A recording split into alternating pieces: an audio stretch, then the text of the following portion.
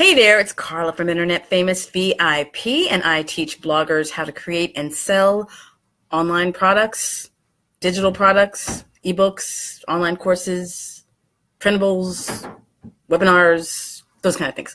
So anyway, today is December. Gosh, I never remember the date, but I know what today's topic is.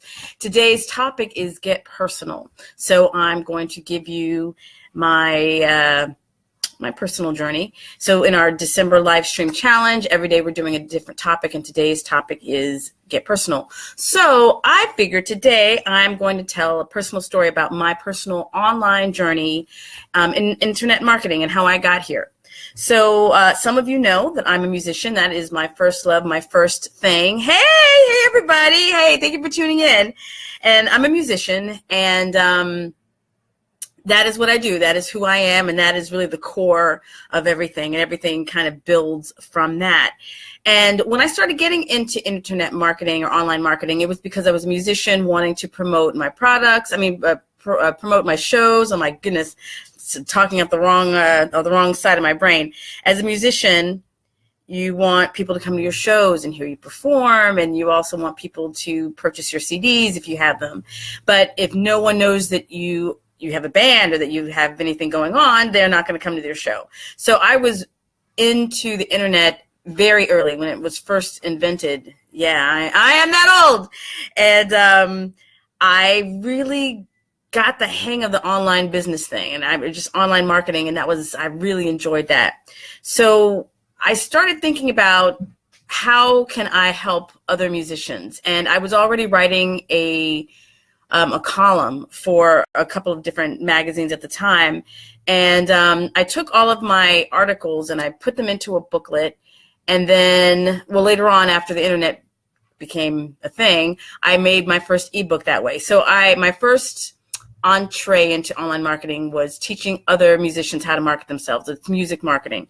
And actually I did pretty well with that, but to the point where I was hired to do a lot of consulting and teaching and training for other musical businesses. Like I was director of online courses for a music publicity company. I moderated a forum of musicians. So this is not my first rodeo. And what else did I do? I co-wrote a couple of books. At least one on music business, on marketing.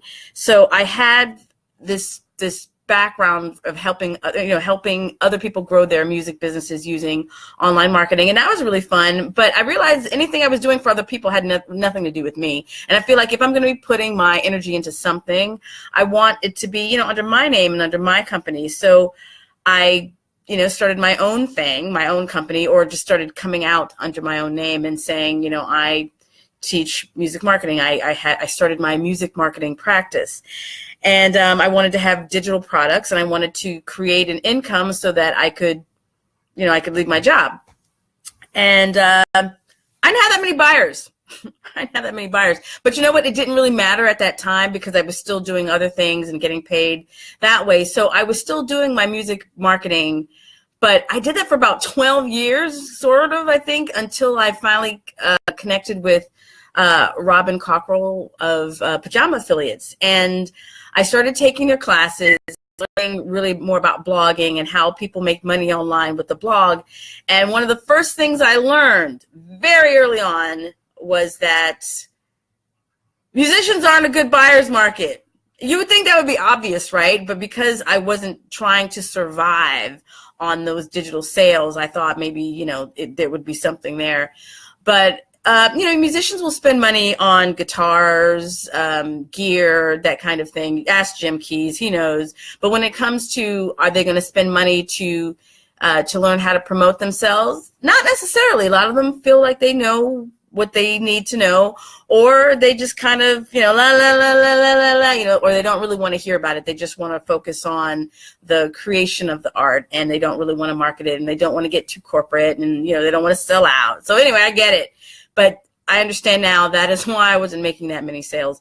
So after what I learned from the Pajama Affiliates courses, that indeed musicians were not a good buyer's market for information products, I thought about, okay, at the time I was looking for romance, so I went into the dating and relationship niche, and and that was, there was definitely lots of money there. You know, I saw coaches and people, you know, having lucrative careers and you know, being seen everywhere and doing all kinds of stuff. And I thought, that might be something interesting. Because at the time I started working with my musical partner, Curtis. We have Curtis and Carla.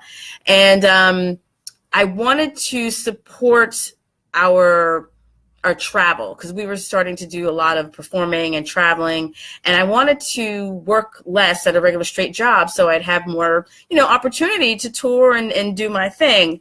So I was like, okay, I'm going to do the dating thing. I'm going to be the dating coach person, you know, and I even wrote a book, and I moderated someone else's forum, and actually I'm still in the forum, and I learned something that I wasn't expecting. For one thing, I wasn't really crazy about that market. I will say I have learned so much about internet marketing from the dating and relationship niche, to the point where I'm thinking of writing a book. It's like the title is in my head. Everything I need to know about internet marketing, I learned from the dating and relationship niche. Because I really do feel that way, because the things that, when I think about when people are in need, when they need something, they need to know something, they go to Google and they look for an answer. And if your answer is solid, it's valuable, and you also have a product, you know, you have something that can help them scratch that itch, you know, cure that pain. If you have something that will provide ease for someone who is struggling, that's just, it's a lot of ways. It's people make money that way. You know, I also know that some people don't, they kind of feel that women are being exploited, or I'm not even going to get into that.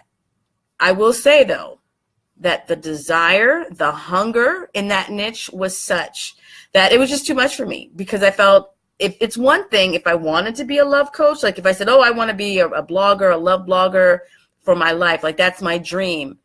If that was my dream, that would be great. But I just wanted something to kind of, you know, to support my musical lifestyle, not take it over. And I realized that this particular niche, it wasn't a good fit for me. Even if the money was good, the lifestyle wasn't, because remember, I'm a musician. I want to be free. You know, I don't want to be coaching people, you know, while I'm on tour. That does not interest me at all. But I like to write. So I finally decided to let that go after I wrote a book in the dating relationship niche. It's called The Love Reset, and I now have it on Amazon. I feel like being on Amazon at least maybe can help someone, because I feel like it's a good book, but I'm not interested in being a love blogger anymore. But hey, there you go. I have notes. It's like I had it that so the dating and relationship niche was lucrative, was hyperactive. The pace was constant and never ending, and it didn't support my lifestyle. So then I was like, okay, let me pivot again. Pivot is actually a really good word. Whenever you're thinking about something is not going your way, or you're not getting the results that you wanted, sometimes you have to pivot. That means you need to make the change, and nothing is wrong with that. You can pivot many, many times, and actually you should. Do not feel that you have to stay on one track forever and ever and ever and ever, especially when you feel that things aren't working out, or that you just don't have any desire, you know, left anymore. When you feel your desire is gone, that's something to pay attention to. So I was thinking about small businesses that wanted to get an online presence, because at that time I definitely knew lots of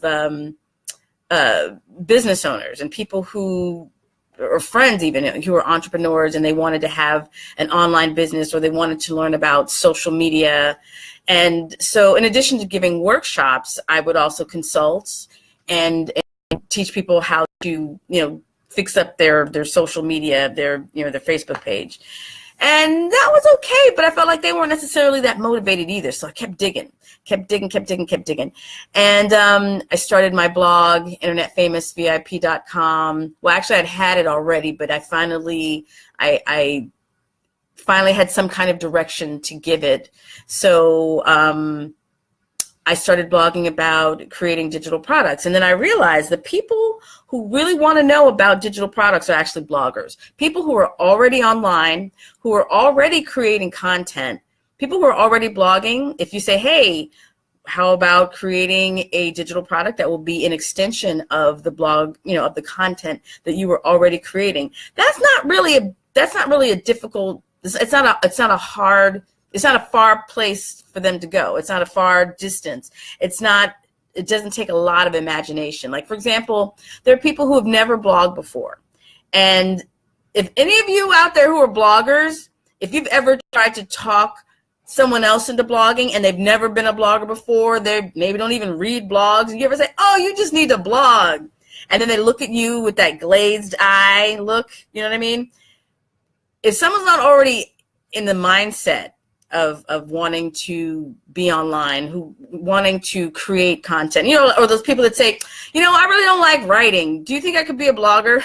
No, it's not going to work out. No, because you have to show up to the page. Or even if you want to do videos, you could do video blogs instead. But the idea is you have to show up patiently and consistently to your blog and let people know, what the topic is and how you can help them. So the people who are already blogging, they already get that and they're already doing it. So my job these days is to help those bloggers who want to create an extra income stream. So whether that's creating an ebook or an online course or some printables, like something that you can sell on your blog 24/7, and you're not really sure how to do it, you're not really sure how to make the time, I'm your girl. You come to me, I'll show you how. I have a course, Online Entrepreneur, and I have all kind of videos along with the course, and there's PDFs and there's all kind of stuff, and it's only $47. My course is called Online Entrepreneur. So if anyone is interested in that course, definitely check it out.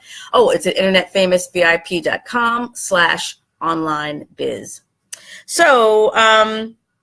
So that's basically been my personal journey, my as a musician. And actually, I feel like now I'm coming full circle because I have a big musical project coming up, and I feel like, what I'm doing as a digital product creator, producer, maker, whatever you want to call that, it fits in my life and what I'm trying to do with it. And so I want you to think about that as well when you think about your own personal journey. Does it fit? Do you believe in the products that you're talking about, the ones that you're sharing in your blog? Do you believe in the things that you're talking about? Like, are you doing it just because you think it's a good idea, or is it something hopefully that means something to you? Is it a niche that keeps you busy? Is it a niche that keeps you interested? Or does it stress you out? You have to find something that works for you. And so I give my personal example just to say you have to sometimes give some trial and error to figure out what it is that you want to do. And if you find that you start something and you have to change your mind, sometimes it happens. And especially at the beginning of the game, I really don't want you to feel like, oh my God, I thought I had something, but I didn't. That happens too. I really thought that the dating and relationship niche was going to be my thing. I was like, I don't know. I thought I could write books. I don't want to write them now, but in my mind, I was thinking I could write all kind of books about this topic, and I'm really into it. But online, it's a totally different thing when you have people emailing you all the time, or people wanting to talk to you all the time, or sending you private messages about their love life. I'm good. I'm so good. I figured out my own romance thing finally. So I'm tired. I'm tired of the whole dating relationship dramas. I feel like I'm in a good place, and let me focus on something that enables me to focus on making my music and doing the things that I love to do. And that's what I want for you, to make sure that you're choosing the right niche that fits in your life, and it's a passion or something that you can talk about for a long time, and also something that has a financial benefit to being in it. There's nothing wrong with getting paid for what you do. I mean, for last time I heard, the bank, the mortgage people, they still take money, right? I mean, like good feelings, thoughts and prayers, those things don't pay a mortgage. But you could create an online business and do it that way. So just think about that. I hope that your journey isn't as long as mine, to find my niche and to trust that. I feel like it did take a long time. But I think that's also because I resisted for so long. So don't do what I did. Find your groove, pay attention, track your results, be patient and consistent, and eventually you'll work it out. So that's it for me. That's my personal story. Good night, and I'll see you later in the group. Bye.